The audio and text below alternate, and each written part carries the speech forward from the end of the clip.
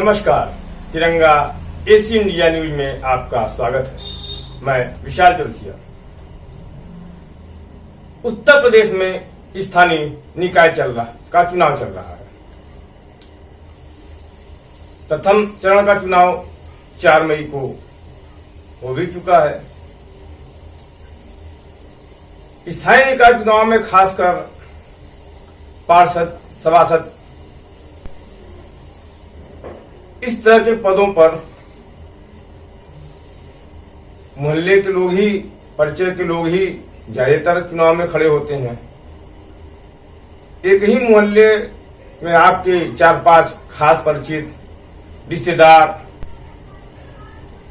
भाई बंधु, दोस्त यार सब चुनाव में खड़े हो जाते हैं और मतदाता भी सोचने लगता है कि गली मोहल्ले क्षेत्रीय चुनाव है, किसको मत दिया जाए। एक समस्या तब आती है जब मतदान के विषय को लेकर उपाहो होता है। कौन हमारे क्षेत्र का विकास करेगा, कैसे करेगा, उसको क्या अधिकार हैं, कितना उसको सरकार की ओर से क्षेत्र के विकास के लिए धन, सुविधाएं इत्यादि उपलब्ध कराई जाएंगी। प्रत्याशी चुनाव के समय वादा तो बहुत कर देता है।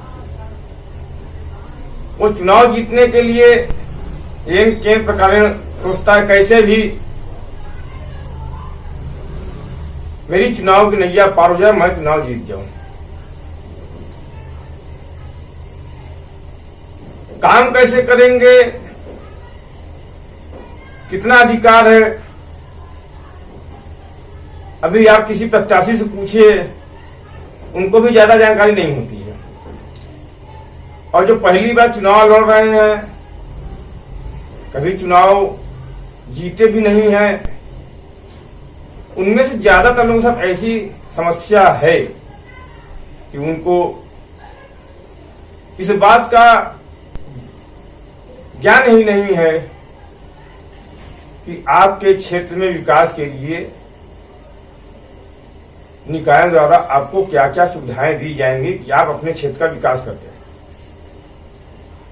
आरोप प्रत्यारोप तो हमेशा लगते रहे हैं। पूर्व प्रत्याशी, पूर्व पार्षद, सभासद, मेयर, चेयरमैन ने क्षेत्र का ये काम नहीं किया, मैं होता तो कर देता।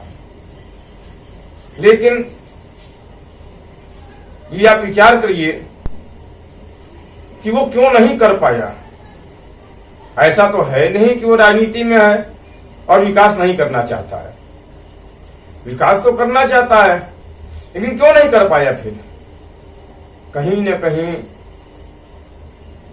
उस बजट की, उस फंड की, उस धन की, उस सुविधा की और उन समस्याओं से रूबरू होता है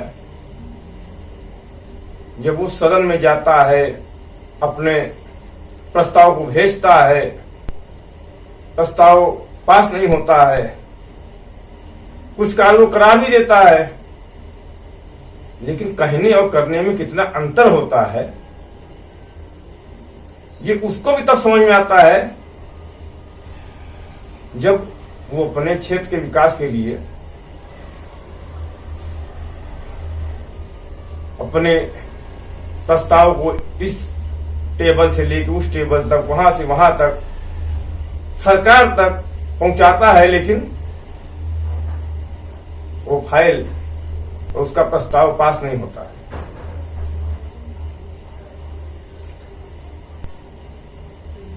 तो जो नया आ रहा है या आपको सिर्फ वादा कर रहा है, वो कैसे काम करेगा। ऐसे में ये आप विचार करिए और अपने भी जिम्मेदारी समझिए कि मेरी क्या जिम्मेदारी है, मेरे क्या विचार होने चाहिए। खासकर एक बहुत बड़ा सवाल तब भी आता है कि मैं भाई आपका पड़ोसी हूं, आपका दोस्त हूं, और सबसे बड़ी चीज ये है कि मैं आपकी बिरादरी का हूं, मुझे आप बिरादरी के नाते मत दीजिए, वोट दीजिए। तो आप उनसे ये जरूर पूछिए कि ठीक है आप मेरे दोस्त हैं, बंधु हैं, बिरादरी के हैं, तो अभी तक क्योंकि क्षेत्रीय चुनाव है, तो अगर आपकी कोई दुकान है परचून की तो आप उनसे पूछिए कि भाई अभी तक हमारी दुकान पर सामान ले रहे थे। आप अगर ट्यूशन पढ़ाते हैं तो आप पूछिए कि भाई आपके बच्चे दूसरे जगह पढ़ते जैसे, तब आपको बिरादरी के लोग नहीं याद आए कि हमारे बिरादरी का भी ये बच्चा ट्यूशन पढ़ा रहा है, उसी से पढ़वा लो। अगर आप वकील हैं, अधिवक्ता हैं, तो आप उनसे पूछिए कि भाई आपके जिंदगी में जो काम आए थे तब उस समय आपको बिरादरी का नहीं याद आया कि मैं आपकी बिरादरी का चलूं, उसके पास काम कराने चलूं। अगर आप कोई स्कूल चला रहे हैं, कोई कोचिंग चला रहे हैं, तो क्या आपके बिरादरी के लोग आपके उस बच्चे को भेजते हैं पढ़ाने के लिए? तब वो कहां भेज रहे हैं? तब उनकी बिरादरी, उनको आपकी बिरादरी अपनी बिरादरी क्यों नहीं लगती है? कोई अगर पत्रकार है, उस समय सब कहते हैं आप हमारी बिरादरी के, भाई सहयोग कीजिए। तो इतने समय से आप उस पत्रकार के लिए क्या किए?